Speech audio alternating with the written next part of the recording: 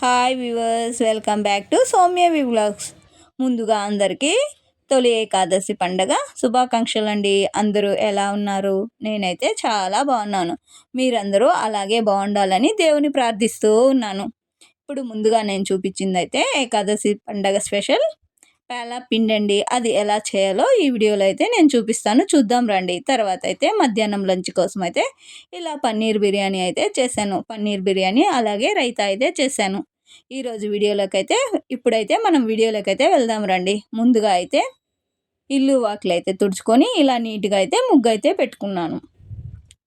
ముగ్గు లక్ష్మీదేవి అంటారు కదా, అందుకే ఉదయం పూట ఇలా ముగ్గు వేసుకోవడం వల్ల ఇంట్లోకైతే లక్ష్మీదేవి వస్తుందని ఎప్పుడు పెద్దలు అంటూ ఉంటారు. నేనైతే అది గ్యారంటీ పాటిస్తాను. మీరు అందరూ పాటించండి, చాలా మంచిది. ఇలా ఉదయం పూట అయితే స్టవ్ అంతా క్లీన్గా తుడుచుకొని ఇలా ఎక్కడ గిన్నెలు అయితే అక్కడ జోడిస్తూ ఉన్నాను. తర్వాత అయితే సింక్లో పాత్రలన్నీ నీట్గా కడిగి ఎక్కడెక్కడ జోడిసి తర్వాత అయితే ఇలా అయితే కొంచెం పాలైతే ఉంటే టీ అయితే పెట్టుకుందామని స్టవ్ అయితే వెలిగించి పాలైతే పెట్టి టీ అయితే పెట్టేశాను. తర్వాత అయితే ఇలా రాత్రి వెలిగించిన దీపాలు ఇంకా వెలుగుతూ ఉన్నాయి. తర్వాత పేలా పిండి కోసం అయితే ముందుగా ఒక గ్లాస్ బియ్యం అయితే తీసుకొని ఇలా మంట అయితే తగ్గించి తర్వాత ఇవి కొంచెం లైట్ బ్రౌన్ కలర్ వచ్చే వరకు మధ్య మధ్యలో కలుపుతూ ఇలా వేపుకోవాలండి.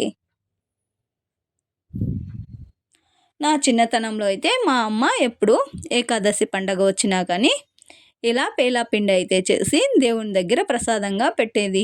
అదే అలవాటు నాకు కొని వచ్చింది. అమ్మ ఎక్కడ ఉన్నా కానీ అమ్మ చెప్పిన మాటే నేనైతే గ్యారంటీ పాటిస్తూ ఉంటాను.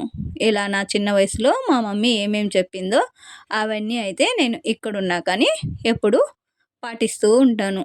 చూసారుగా, ముందుగా నేనైతే వీడియో పెట్టాను, చూసారో లేదో, బోనాల పండగ శుభాకాంక్షలు అనేసి ఒక వీడియో పెట్టాను. అదిగోని చూడండి.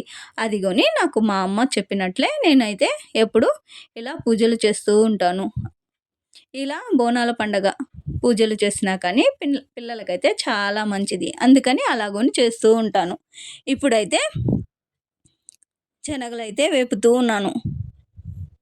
శనగలు కొని మంట అయితే తగ్గించి లైట్గా వేపుకొని పక్కన ఉంచుకోవాలి. తర్వాత అయితే ముందుగా మనం వేయించి పెట్టుకున్న ఈ బియ్యాన్ని అయితే బరకగా అయితే గ్రైండ్ చేసుకొని తీసుకొచ్చి తర్వాత అయితే అందులో మనం ముందుగా వేయించి పెట్టుకున్న శనగలు అయితే వేసుకొని తర్వాత ముక్కలుగా చేసి పెట్టుకున్న బెల్లం వేసి ఇలా అయితే వేసుకోవాలి. ముందుగా నేనైతే ముక్కలుగా చేసి పెట్టుకున్న బెల్లం అయితే పక్కన ఉంచుకున్నాను.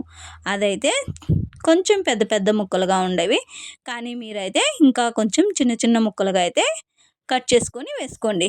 తర్వాత అయితే నేనైతే 4 ఏలకి అయితే వేసాను.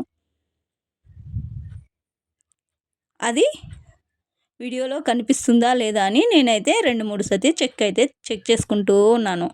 నేనే వేసిన సంగతి నేనే మర్చిపోయి మళ్ళీ అయితే మీతో చూస్తూ ఉన్నాను, ఇలా చూపిస్తూ ఉన్నాను. నాకైతే కొంచెం నేనైతే మర్చిపోయానండి, నాకే అనుకుంటే నవ్వొస్తూ ఉంది.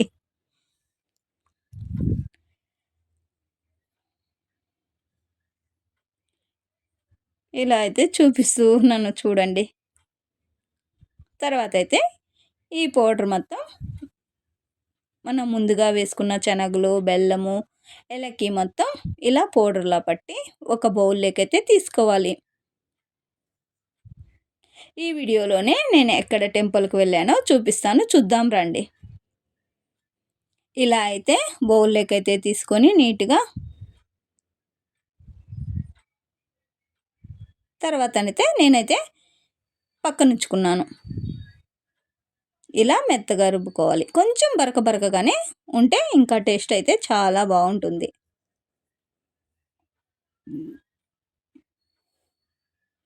మీరందరూ కొని ఇలాగే ఏకాదశికి పేలా పిండి అయితే చేస్తారా? ఇప్పుడైతే పూజ కోసం నేనైతే పువ్వులు అలాగే తులసి మాల, కొంచెం విడి పువ్వులు అయితే తెప్పించాను. మా వారైతే ఇవన్నీ తీసుకొచ్చారు. అవి అన్నీ కరెక్ట్గా తెచ్చారో లేదా అని నేనైతే చూసుకుంటూ ఉన్నాను. తర్వాత పన్నీర్ బిర్యానీ కోసం అయితే పన్నీర్ అయితే తెప్పించాను. తర్వాత మా పిల్లలైతే ఆకలి మమ్మీ అంటున్నారని ఇలా కారప్పొడి వేసి లైట్గా చిత్రాన్నం మాదిరి చేసి ఇచ్చేసాను. తర్వాత పూజ కోసం ఇలా పూజ రూమ్ అయితే నీట్గా సర్దుకుంటూ ఉన్నాను.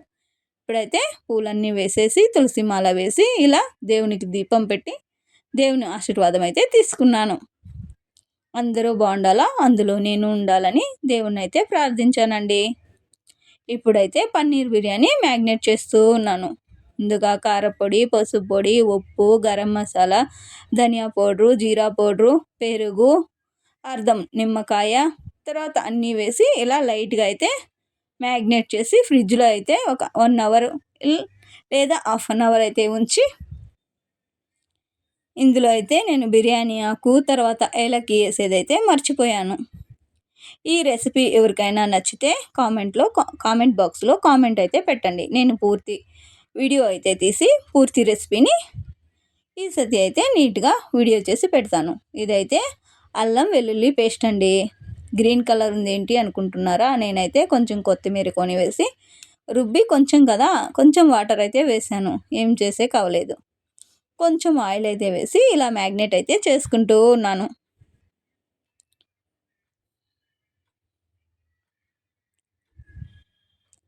ఇలా మ్యాగ్నేట్ చేసి తర్వాత అయితే డీప్ ఫ్రిడ్జ్లో అయితే పెట్టేశానండి. తర్వాత నేనైతే మొత్తం రెసిపీ అయితే చూపిస్తలేదు. ఇలా అయితే ముందుగా నేనైతే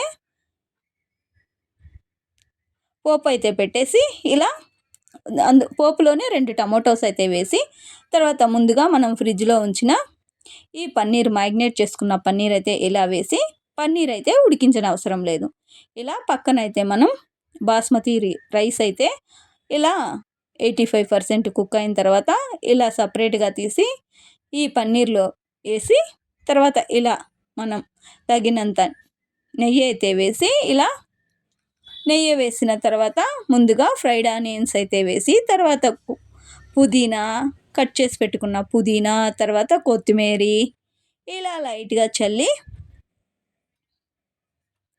చల్లుకొని తర్వాత దమ్ అయితే పెట్టుకోవాలండి. పన్నీర్ బిర్యానీ అయితే చాలా టేస్ట్గా సూపర్గా ఉన్నింది. ఈలోపు మా అమ్మ అయితే రైతా అయితే చాలా బాగా చేస్తుంది. మా అమ్మ అయితే రైతా చేసి పక్కన ఉంచింది. ఇప్పుడు ఇలా పన్నీర్ బిర్యానీ అయితే చేశాను. తర్వాత అయితే సాయంకాలం నేను మా అమ్మాయి ఇలా టెంపుల్కి అయితే వెళ్ళాము. ఈ టెంపుల్ మా ఇంటి దగ్గరలోనే ఉండే నరసింహస్వామి టెంపుల్ అండి. గుడికి వెళ్ళినప్పుడు మనకందరికీ ఒక పాజిటివిటీస్ అయితే గ్యారంటీ వస్తుంది. నాకైతే నిజంగా గుడికి వెళితే చాలా ప్రశాంతంగా అనిపిస్తుంది. నచ్చితే లైక్ చేయండి, షేర్ చేయండి, సబ్స్క్రైబ్ చేసుకోండి. Thank you.